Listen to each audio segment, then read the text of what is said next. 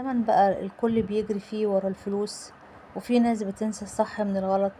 لسه في قلوب بتخاف من ربنا، ناس بسيطة ممكن مش معاها كتير لكن عندها حاجة كبيرة اسمها الضمير. ودي حكاية واحد منهم، ميكانيكي من أهل الجدعنة.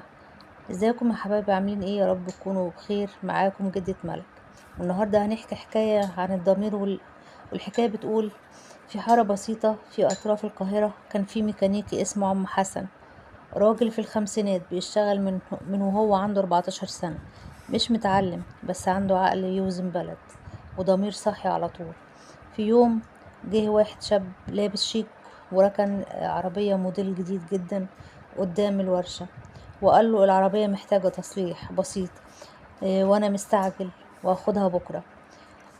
ومشي بسرعة من غير ما يديله اي ورق اثبات.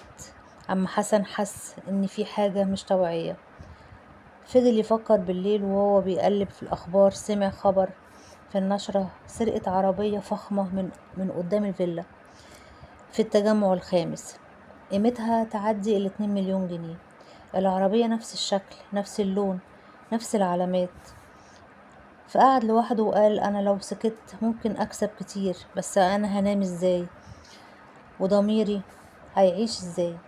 الصبح بدري راح على اسم الشرطة وقال لهم الحكاية كلها، والشرطة طبعا جت وكشفوا فعلا ان العربية دي كانت اللي هي المسروقة، والشاب كان محتال وبيبدل نمر العربيات.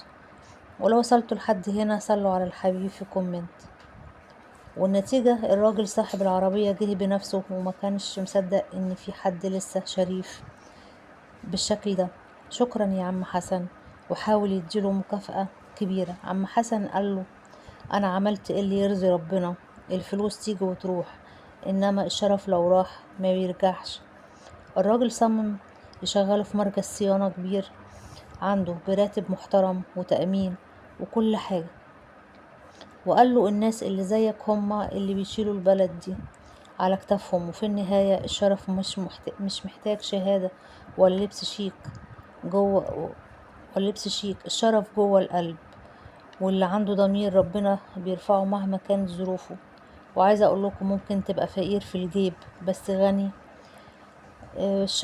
بالشرف، وساعتها تبقى اغنى من المليونير ولا الملياردير ولا اي كان. الشرف اغلى من كل شيء. وفضلا وليس امرا اشتركوا في القناة وفعلوا الجرس وتوصوا لايك. كانت معاكم جدة ملك، وسلام يا حبايبي.